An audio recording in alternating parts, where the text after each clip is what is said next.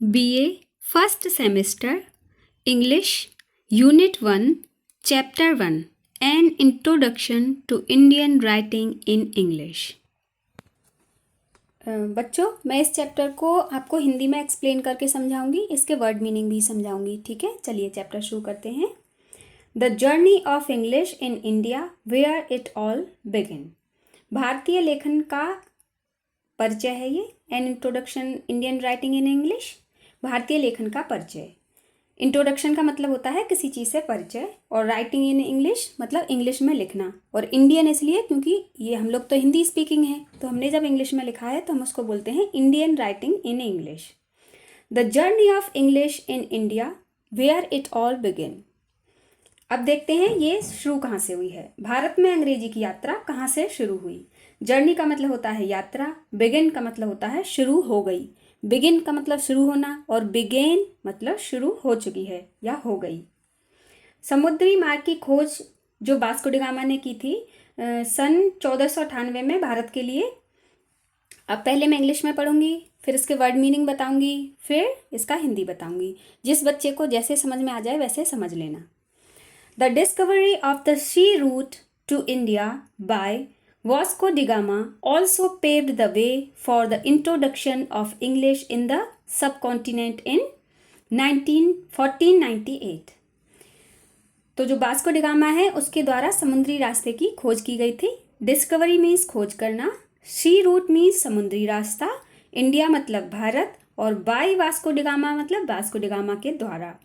Also माने और क्या किया गया, पेव्ड द वे यानी कि रास्ता तैयार किया गया या रास्ता बनाया गया। For the introduction of English, introduction मतलब परिचय, ऑफ इंग्लिश मतलब इंग्लिश का, इन द सब कॉन्टिनेंट, इसको उपमहाद्वीप बोलते हैं बेसिकली, इंडियन एशियन कॉन्टिनेंट बोलते हैं इसको, उपमहाद्वीप। हाउएवर हालांकि, it was not until the 18th century, ये 18वीं ईस्वी तक नहीं था। 18वीं ईस्वी तक क्या नहीं था, ये नहीं था, भी वो बता रहे हैं क्या नहीं था। When the Mughal empire was in decline, when the Mughal empire जबकि मुगल साम्राज्य जो था वो डिक्लाइन यानी कि पतन की ओर था। एंड और the English east India company, और अंग्रेजी ईस्ट इंडिया कंपनी जो कि भारत में आ गई थी, उसने क्या किया, हैड कर चुकी थी, स्टेब्लिश्ड यानी कि स्थापित कर चुकी थी, a foot hold in India. Foot hold का यूज होता है कहीं पर जड़ें जमाना या कहीं पर जम जाना, कहीं पर पक्के हो जाना। तो वो कह रहे हैं कि ये उस समय की, तब तक ऐसा नहीं हो पाया था। देखो इंडिया से इंग्लिश का परिचय तो कब हो गया था, 1498 में हो गया था, 1948 में, लेकिन अच्छे से नहीं हुआ था। मतलब इसकी कोई खास पहचान या खास इंपॉर्टेंस भारत में नहीं बनी थी। कब तक नहीं बनी थी, 18वीं सेंचुरी तक। तब क्या स्थिति थी भारत की, तब भारत में मुगल एम्पायर तो पतन में हो रहा था, यानी उसका तो डिक्लाइन हो रहा था, और इंग्लिश ईस्ट इंडिया कंपनी अच्छी तरह से अपनी भारत पर पकड़ बना चुकी थी, अपनी जड़ जमा चुकी थी, अपने पैर जमा चुकी थी। That India's love affair with the English language begin, और यही वो समय है जब भारत का इंग्लिश के प्रति जो मोह है, प्रेम है, वो वास्तव में शुरू हुआ था, या निकल के आया था, उभर के आया था, या शुरू हुआ था। English was the language of communication for the military during this time period। ये उस समय की बात है। तब क्या होता था कि ये केवल सेना की संचार भाषा थी, जब सेना के लोग इससे बात किया करते थे, उस समय की बात है ये, उस समय ऐसा होता था। टाइम पीरियड का मतलब होता है किसी निश्चित समय अवधि या काल की जब हम बात करते हैं, और कम्युनिकेशन का मतलब होता है संचार, और लव अफेयर का मतलब होता है गहरा रिश्ता, लगाव या मोह भी कह सकते हैं आप, और मिलिट्री का मतलब होता है सेना, ये तो आपको पता ही है। चलो अब नेक्स्ट पढ़ते हैं। With the consolidation of the East India company's activities in the 18th century. Consolidation का मतलब होता है अपनी किसी भी स्थिति को मजबूत कर लेना या स्थिरता आ जाना किसी चीज में। तो अभी यहाँ पे क्या हो रहा है, with the consolidation of east India company, तो जो ईस्ट इंडिया कंपनी थी उसमें स्थिरता आ गई थी। अभी हमने देखा कि वो मजबूती से पकड़ बना चुकी थी। अब उसकी activities in the 18th century, और अब उसकी जो गतिविधियां थी वो काफ़ी मजबूत और स्थिर हो गई थी इन द 18th सेंचुरी, और ये 18वीं सदी की बात है। Efforts to teach English in the South Asian subcontinent, देखो मैंने बताया था ना, अब ये एशियन उपमहाद्वीप कहते हैं इसको, बिगिन, और यहाँ पर शुरुआत हुई, इसको आप कह सकते हैं कि दक्षिण एशियाई उपमहाद्वीप में एफर्ट्स मतलब होता है प्रयास, प्रयास किया गया इंग्लिश पढ़ाने का। Efforts to teach English in the South Asian subcontinent begin, और इस तरह से हमारे यहाँ पर जो हमारा भारत है, आपका बांग्लादेश है, पाकिस्तान है, ये सारा पहले एक ही था। तो इस वाले एरिया में ये जो इंग्लिश पढ़ाने की शुरुआत है 18वीं शताब्दी से हो चुकी थी। क्यों हो चुकी थी? क्योंकि ईस्ट इंडिया कंपनी यहाँ पे अपनी जड़ें जमा चुकी थी, अब वो और फैलना चाह रही थी, इसलिए। Christian missionaries first arrived in India in 1759। सबसे पहले क्रिश्चियन मिशनरीज का मतलब है ईसाई धर्म प्रचारक, मिशनरी का मतलब होता है धर्म प्रचारक। तो पहली बार कब आए थे? 1759 में भारत आए, और and 1787 dispatch lauded Rev Swartus efforts to establish school for the teaching of English। और 1787 में एक पत्र में रेव स्वाटस, ये किसी का नाम है, कि अंग्रेजी शिक्षा के लिए स्कूल स्थापित करने के प्रयासों की प्रशंसा की गई।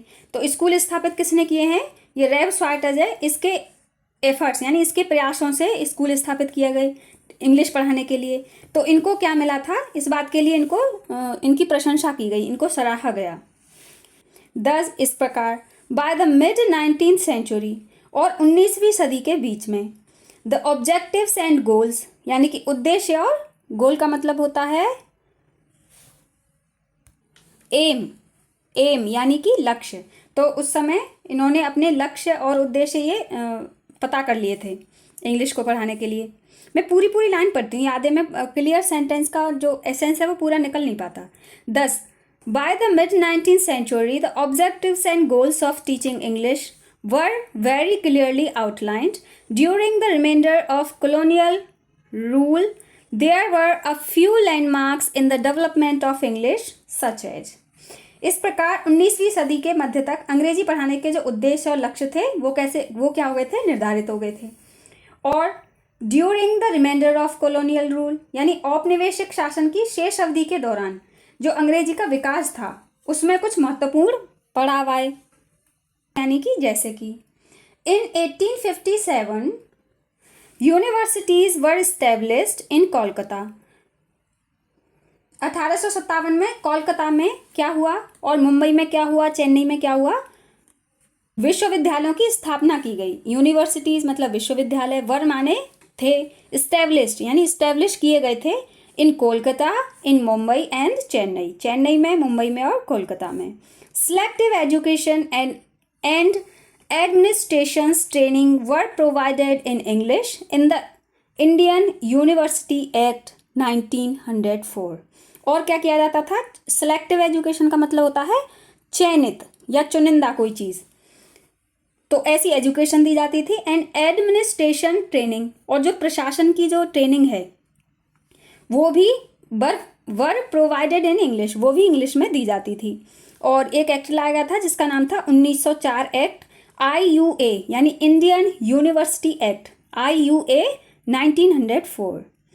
तीसरा है, थर्ड है the resolution on educational policy, शिक्षा की जो नीति है उनका प्रस्ताव है, इसको बोलते हैं 1913। फॉलोइंग इंडिपेंडेंस यानी स्वतंत्रता के बाद आप कह सकते हैं, या स्वतंत्रता के चलते हुए मतलब स्वतंत्रता मिल गई उसके बाद क्या हुआ? The perception of English as an alien power was shifted. लोग जो पहले उसको अंग्रेजी भाषा को एक विदेशी शक्ति जो समझते थे, ये वाली बात शिफ्ट हो गई, मतलब वो उसको विदेशी ताकत या विदेशी शक्ति नहीं समझते थे। ये जो परसेप्शन था यानी जो धारणा थी लोगों की वो चेंज हो गई। अकॉर्डिंग टू कचरू के अनुसार English now has distinct and complementary national and international functions. अब क्या हो गया था कि इंग्लिश अब बन चुकी थी, नाउ हैज़ डिस्टिंक्ट यानी अपने आप को स्थापित कर चुकी थी, अलग कर चुकी थी, यानी अपनी एक अलग पहचान बना चुकी थी। एंड कॉम्प्लीमेंट्री, और आवश्यक हो गई थी, ज़रूरी हो गई थी किसी चीज़ के लिए। कॉम्प्लीमेंट का होता है जब कोई चीज़ किसी को पूरा करता है, कॉम्प्लीमेंट्री यानी कि पूरक। ये शायद आपने मैथमेटिक्स में पढ़ा होगा, ये हम उसमें पढ़ते हैं, ज्योमेट्री में पढ़ते हैं ना, कॉम्प्लीमेंट्री एंगल, जैसे नेशनल एंड इंटरनेशनल फंक्शंस। तो ये ज़रूरी हो गई थी राष्ट्रीय और अंतर्राष्ट्रीय कार्यक्रम के लिए, या जो भी चीज़ें क्रियाएं जो की जाती थी। एज अ रिजल्ट इसका परिणाम क्या हुआ? English has gained a new power base. English ने अब हासिल कर लिया था या प्राप्त कर लिया था। गेन का मतलब होता है प्राप्त करना, गेंड मतलब प्राप्त कर लिया था। अ न्यू पावर बेस, एक नई शक्ति, एक नई शक्ति का आधार कह सकते हैं आप इसे। पावर बेस मतलब एक नई शक्ति का आधार। And a new elitism. Elitism का मतलब होता है बेसिकली किसी जो प्रिविलेज्ड होता है ना, किसी चीज़ को प्रिविलेज मिला हुआ था मतलब। और एलिटिज्म मतलब एक विशेष तरह का अधिकार, यानी एक विशेष पहचान या विशेष अधिकार मिल चुका था। The 20th century saw significant advances in science and technology, which enabled many new ways of sharing information and conducting businesses. 20वीं सदी में विज्ञान और तकनीकी में कुछ महत्वपूर्ण प्रगति हुई, जिससे जानकारी बांटने की या साझा करने की, आपस में बातचीत करने की और व्यापार करने के कई नए तरीके संभव हो पाए। सिग्निफिकेंट का मतलब होता है महत्वपूर्ण, और साइंस टेक्नोलॉजी, इनेबल का मतलब किसी चीज़ को ले आना, काम के लिए किसी चीज़ को बना देना, ये होता है इसका। शेयरिंग मतलब बांटना, इन्फॉर्मेशन मतलब जानकारी, कंडक्टिंग बिजनेसेस मतलब व्यापार करने के कह सकते हैं आप। The international commercial activities of Indian necessitated the acquisition of proficiency in English as an international language। तो अब जो इंडिया की व्यावसायिक जो एक्टिविटी थी, मतलब कामकाजी जो क्रियाकलाप थे, व्यापार के जो क्रियाकलाप थे, उनमें ये ज़रूरी हो गया था। किसी चीज़ को नेसेसिटेटेड करने का मतलब होता है किसी चीज़ को नेसेसरी बना देना। द एक्विजिशन, और एक्विजिशन का मतलब होता है प्राप्त करना या गेन करना। मतलब अब वो समय आ गया था जब अगर आपको कोई भी व्यवसाय करना है, इस तरह की कोई चीज़ें करनी है, तो आपको इंग्लिश आना बहुत ज़रूरी है। अब इंग्लिश की इम्पोर्टेंस बहुत ज़्यादा बढ़ गई थी, क्योंकि एक इंटरनेशनल भाषा बन गई थी, तो आपको अंग्रेजी आना बहुत ज़रूरी हो गया था, और अंग्रेजी में निपुण होना, दक्ष होना ज़रूरी हो गया था। Now English was not only the language of administrators and policy maker. Now मतलब अब इंग्लिश वॉज नॉट ओनली, अंग्रेजी अब केवल नहीं थी, लैंग्वेज ऑफ एडमिनिस्ट्रेशन यानी भाषा किसकी, प्रशासनिक भाषा नहीं रह गई थी, एंड पॉलिसी मेकर और नीति निर्माताओं की भाषा नहीं रह गई थी। But it had also become the language of businesses and commerce. अब ये भाषा बन चुकी थी व्यवसाय की और व्यापार वाणिज्य की भाषा बन चुकी थी। English is taught as a second language at all educational levels in all Indian states, and it is widely accepted as the primary medium of instructions of higher education.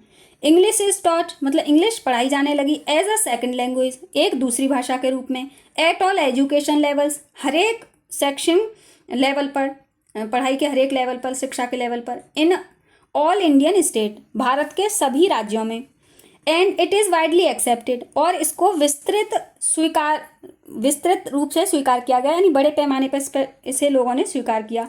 As the primary यानी कि पहला medium, primary medium यानी पहला माध्यम, of instruction मतलब जो आपकी schooling education थी उसमें तो इसको सेकंड लैंग्वेज की तरह पढ़ाया गया, लेकिन जब आपकी हायर एजुकेशन में जब आप जाते हैं तो वहाँ पे तो माध्यम ही ये रहा था, मतलब हर चीज़ जो इंस्ट्रक्शन दिए जाते थे, जो भाषा का माध्यम था वो ही इंग्लिश हो गया था। इंग्लिश में ही सारी चीज़ें फिर पढ़ाई जाने लगी, आज भी पढ़ाई जाती हैं, तो इसकी शुरुआत तब से ही हो गई थी और इसको लोगों ने स्वीकार भी किया था। English is also the official language of 2 eastern Indian states, Meghalaya and Nagaland, और इसमें लिखा हुआ है कि भाषा बन चुकी थी ऑफिशियल लैंग्वेज ऑफ 2 ईस्टर्न का मतलब होता है पूर्वोत्तर, यानी पूर्व से इधर की तरफ, पूर्वोत्तर इंडियन स्टेट्स, एक है मेघालय और नागालैंड, यहाँ की ऑफिशियल भाषा बन चुकी थी। Indian has a rich base of work created by some remarkable minds, और इंडिया क्या है, भारत के कुछ महान विचारकों ने समृद्ध रचनाएं की हैं। रिच मतलब समृद्ध, और remarkable minds, created by some remarkable minds यानी कुछ महान दिमागों के द्वारा, महान लोगों के द्वारा कुछ महान चीज़ें क्रिएट की गई हैं। Which became an integral part of the curriculum, जो कि पाठ्यक्रम का वो बन गई हैं, कैरिकुलम एक्टिविटीज़ का वो बन गई हैं इंटीग्रल पार्ट, मतलब अभिन्न अंग। इंटीग्रल का मतलब होता है जिसको अलग ना किया जा सके, तोड़ा ना जा सके। तो अभी हमारे उसका पढ़ाई लिखाई का, हमारे पाठ्यक्रम का अभिन्न अंग बन चुकी हैं कई कोर्सेज में, कई पाठ्यक्रम में। ऑलमोस्ट लाइक एवरीथिंग, हर चीज़ की तरह। The journey of English, English की जर्नी भी in India was a very enticing one. जैसे हर चीज़ की होती है, लगभग हर चीज़ की तरह जो अंग्रेजी की भारत में जो यात्रा रही है या शुरुआत रही है वो बहुत ही आकर्षक रही है, यानी मनमोहक। एंटाइसिंग का मतलब होता है बेसिकली मनमोहक। And took a cultural twist, और इसने लिया है एक सांस्कृतिक ट्विस्ट को क्या कहते हैं, ट्विस्ट का मतलब होता है मोड़, तो इसने एक सांस्कृतिक मोड़ भी लिया है। With many noble authors, and इसमें NOBLE पढ़ रही हूँ मैं। इस नोबल का मतलब होता है किसी चीज़ में कोई अगर महान है तो उसके लिए हम महान के लिए नोबल का यूज़ करते हैं। ऑथर, महान ऑथर। एंड फिलैंथ्रोपिस्ट, फिलैंथ्रोपिस्ट का मतलब होता है जो समाज सेवी होते हैं, समाज सेवी या समाज सुधारक, जो समाज में अच्छे अच्छे योगदान देते हैं समाज को सुधारने के लिए वो। Using the wide base of spread India's diverse culture across the globe, तो उन्होंने इस इंग्लिश भाषा को यूज करके क्या किया है, हमारी जो भारतीय संस्कृति है, डाइवर्स कल्चर मतलब विविध संस्कृति जो है, इसको अक्रॉस द ग्लोब फैलाया है पूरी। स्प्रेड इंडियाज डाइवर्स कल्चर यानी फैलाया है भारत के विविध कल्चर को, विविध संस्कृतियों को अक्रॉस द वर्ल्ड यानी कि पूरी दुनिया में। अब पढ़ते हैं rise of Indian writing in English, यानी कि उदय। राइज का मतलब होता है उदय, of India writing in English, जो भारतीय लेखन, अंग्रेजी की जो भारतीय लेखन परंपरा है उसका उदय कैसे हुआ है।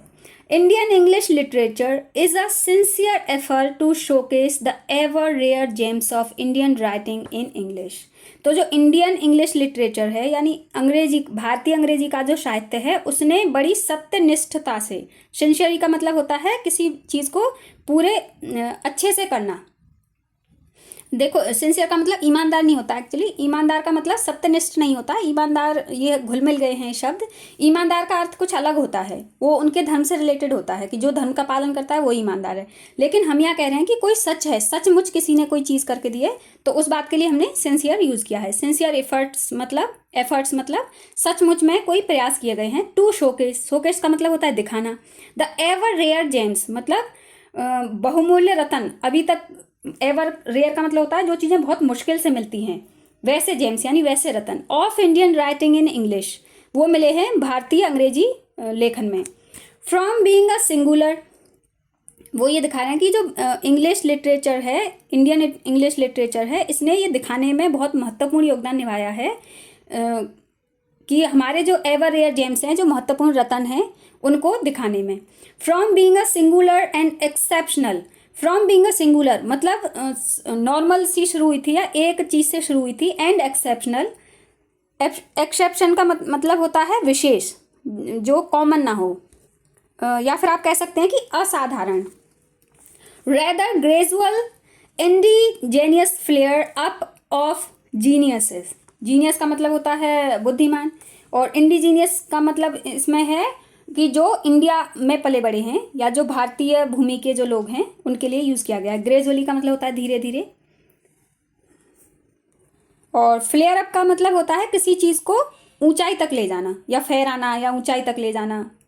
Indian writing has evolved into a new form of Indian culture and voice with which India regularly converses। हम जो कॉन्वर्सेशन करते हैं वो वाला कॉन्वर्सेस। तो वो कह रहे हैं कि शुरुआत तो बहुत छोटी हुई थी और बहुत अलग हुई थी, विशेष हुई थी, लेकिन करते करते जो हम लोगों ने धीरे धीरे इसमें इवॉल्व किया है, इसको बदला है, और आज हम अपने इसको इंडियन कल्चर दिया है, इंडियन आवाज़ बनाई है हमने, इसको अंग्रेजी को अपनी आवाज़ बनाया, अपनी संस्कृति में शामिल किया। विच विद इंडिया रेगुलरली कॉन्वर्सेस, जिससे कि इंडिया संवाद करता है, भारत संवाद करता है। पोइट्स यानी कि कवि, नोवेलिस्ट यानी कि उपन्यासकार, एसेस्ट यानी कि निबंधकार जो निबंध लिखते हैं, एंड ड्रामाटिस्ट जो कि नाटक लिखते हैं। फ्रॉम इंडिया यानी भारत से, हैव मेड सिग्निफिकेंट कॉन्ट्रीब्यूशन, इन्होंने क्या किया है, एक महत्वपूर्ण योगदान दिया है। कॉन्ट्रीब्यूशंस ऑफ राइटर्स यानी लेखकों का योगदान, लाइक जैसे कि Shri Aurobindo, Rabindranath Tagore, K S. Venkataramani, Bhabani Bhattacharya, R K. Narayan, Mulk Raj Anand, Sarojini Naidu, Kamala Markandaya and Nayantara Sahgal have set the base of India. इन्होंने क्या किया था, भारत में इस लेखन की नींव डाली थी या शुरुआत की थी। ऑफ इंडियन लिटरेचर, इन्होंने ही शुरुआत की थी। ये हमारे शुरू के जो लेखक हैं, जितने भी सारे, इनके बारे में हम डिटेल में भी पढ़ेंगे अभी। श्री अरविंदो, रविन्द्रनाथ टैगोर, ये सब जितने भी मैंने अभी नाम लिए हैं, इन सब के बारे में हम डिटेल में पढ़ेंगे। और इन्होंने ही भारत में अंग्रेजी जो लेखन की परंपरा है इसको शुरू किया है। रेफर टू इवन टुडे, जिसका कि हम आज भी रेफरेंस देते हैं, जो कि आज भी हमारे लिए उल्लेखनीय है, सराहनीय है और उससे हम बहुत कुछ सीखते हैं। देयर वर्क्स, उनके कार्य, रिफ्लेक्ट का मतलब होता है किसी चीज़ को प्रदर्शित करना या दिखाना। एंड डेलिब्रेटेड का मतलब होता है किसी चीज़ को जानबूझकर करना या सोच समझ कर करना। ऑन अ वाइड रेंज, एक बड़ी रेंज पर यानी बड़े पैमाने पर। ऑफ इशूज़ यानी कि मुद्दों को। सच एज, उन्होंने दिखाने, उनका जो काम है, उनकी जो रचनाएं हैं या उनके जो भी उपन्यास हैं, एसेज हैं या ड्रामा है, जो भी उन्होंने लिखा है, जो भी रचनाएं उन्होंने की हैं, वो दिखाता है। देयर वर्क्स रिफ्लेक्टेड एंड डेलिब्रेटेड, उनका काम दिखाता है और जानबूझकर। ऑन अ वाइड रेंज, एक बड़े मतलब सोच समझकर एक बड़े पैमाने पर। इशूज सच एज, कैसे मुद्दों को दिखाता है। नेशनलिज्म यानी कि राष्ट्रीयवाद। फ्रीडम स्ट्रगल यानी कि स्वतंत्रता संग्राम। सोशल रियलिज्म यानी कि समाज की स्थिति, यथास्थिति, जैसी भी स्थिति उस समय थी वो।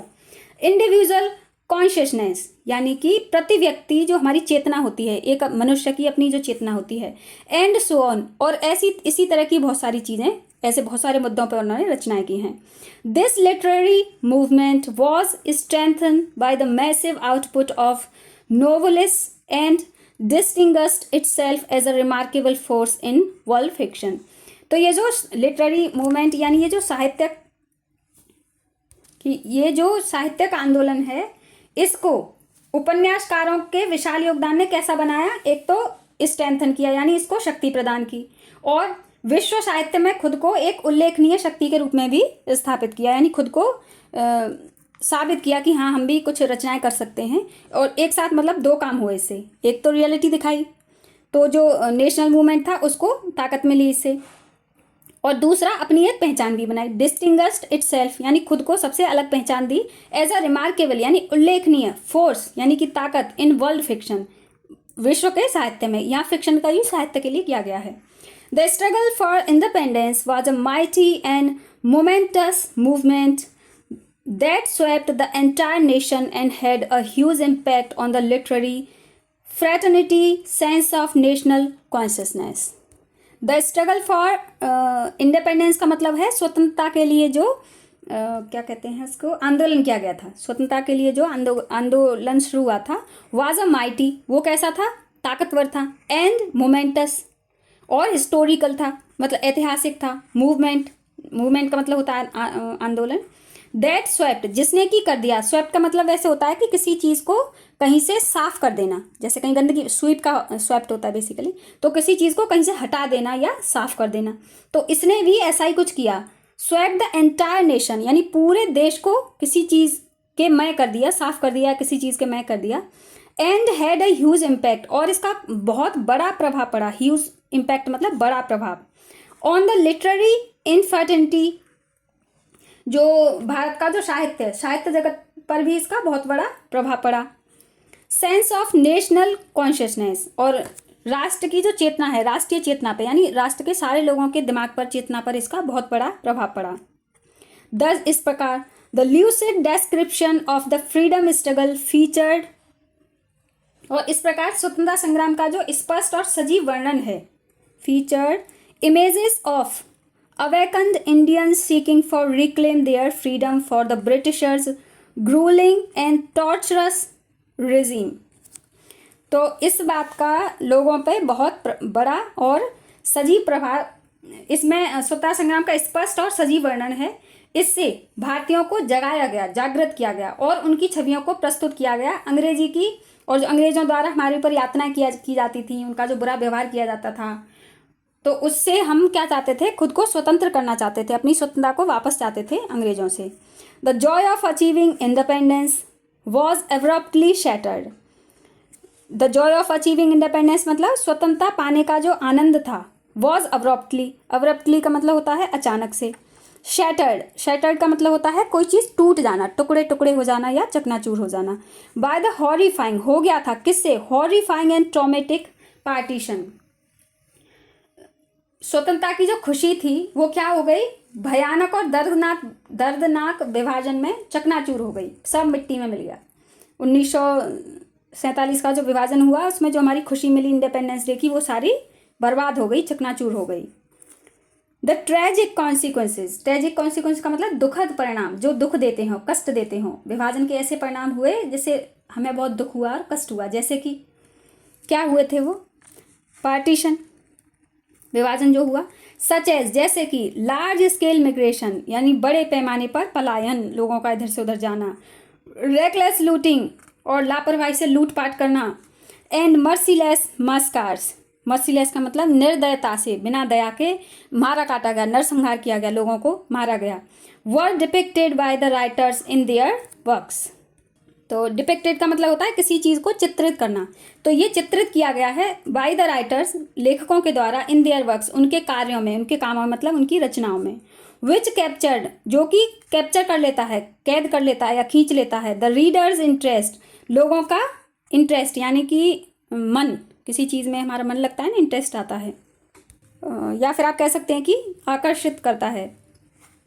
एंड इमेजिनेशन, और उनकी कल्पनाओं को। And Indian English novel begin, और यहाँ से जो अंग्रेजी नोवेल हैं, अंग्रेजी उपन्यासकारों की, इंडियन यानी भारतीय अंग्रेजी उपन्यास की शुरुआत हुई है। टू डेमोस्ट्रेट, उन्होंने दिखाना शुरू किया। डेमोस्ट्रेट का मतलब होता है किसी चीज़ को दिखाना, प्रदर्शित करना। इट्स स्टोरी, इसकी कहानी दिखाती है। To the global literary scenario, पूरे विश्व के ऊपर, यानी ग्लोबल लिटरेरी सिनेरियो मीन्स वैश्विक साहित्यिक परिदृश्य, यानी विश्व के लेवल पर अपने साहित्य का जो परिदृश्य है, सिनेरियो है, उसको वो विश्व के लेवल पर दिखाते हैं। क्या क्या दिखाते हैं, अभी आगे पढ़ते हैं। ईस्ट वेस्ट कॉन्फ्लिक्ट, यानी कि ईस्ट का मतलब होता है पूरब और वेस्ट का मतलब होता है पश्चिम, यानी पूरब पश्चिम का जो कॉन्फ्लिक्ट है, कॉन्फ्लिक्ट का मतलब होता है टकराव, उसको दिखाते हैं। मल्टी कल्चरलिज्म, यानी कि विविध संस्कृति जो है, मल्टी मतलब कई सारी, कल्चरलिज्म मतलब संस्कृतियाँ, उनको दिखाता है। सोशल रियलिज्म, सोशल रियलिज्म मतलब समाज की यथास्थिति, समाज की जो भी स्थिति है वो दिखाता है। जेंडर इश्यूज, जेंडर इश्यूज का मतलब जो इक्वलिटी को लेकर होते हैं ना, मेल फीमेल की इक्वलिटी, वो वाले इश्यूज को, उन मुद्दों को दिखाता है।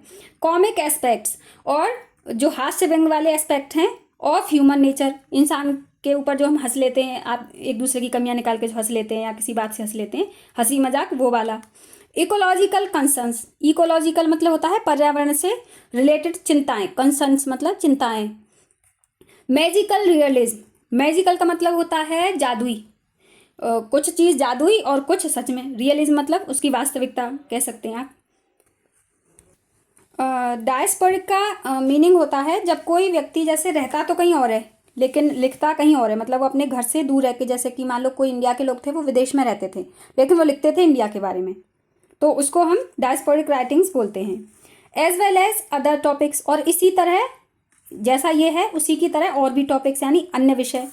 बिकेम बन गए थे। Popular among post independent writers, popular मतलब लोकप्रिय हो गए थे या लोगों को पसंद आने लगे थे इंडिपेंडेंस के बाद, यानी स्वतंत्रता के बाद ऐसे ही और टॉपिक भी पसंद आने लगे थे। तो ये है बच्चों टीचिंग का स्टाइल, ये पहला वीडियो है, आपको जैसा भी लगे कमेंट कर देना, और आई होप आपको ये पसंद आया होगा। इसके बाद हम डिटेल में और पढ़ेंगे, श्री अरविंदो वगैरह पढ़ेंगे, और ये जो बीए फर्स्ट सेमेस्टर की जो बुक है इसमें बहुत इंटरेस्टिंग कहानियाँ हैं, स्टोरीज़ हैं, वो भी मैं एक एक करके करवाऊँगी। इसके बाद हम पढ़ेंगे श्री अरविंदो, फिर पढ़ेंगे रविन्द्रनाथ टैगोर और के.एस. वेंकटरमानी, भवानी भट्टाचार्य, आर.के. नारायण, इन सबको मैं अलग अलग पढ़ाऊँगी। मुल्क राज आनंद, सरोजनी नायडू, कमला मार्कंड्या और नयनतारा सहगल, ये हमारा फिर चैप्टर फिनिश हो जाएगा। फिर इसके बाद हम कोई दूसरा पढ़ेंगे, एलिमेंट ऑफ शॉर्ट स्टोरी, फिर ये पूरा हो जाएगा आपका, ये 1-2 दिन में हो जाएगा। उसके बाद पढ़ेंगे प्रोज, टाइप्स एंड स्टाइल, उसके बाद आपके टेक्स्ट शुरू हो जाएंगे। तो बस आज के लिए इतना ही।